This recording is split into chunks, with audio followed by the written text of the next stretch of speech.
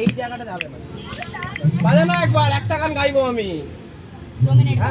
এ ভাই give me some Sunshine তে ওটা পরে করছি গান। আরে এখন টাইম আছে, চলে যাবো তারপর।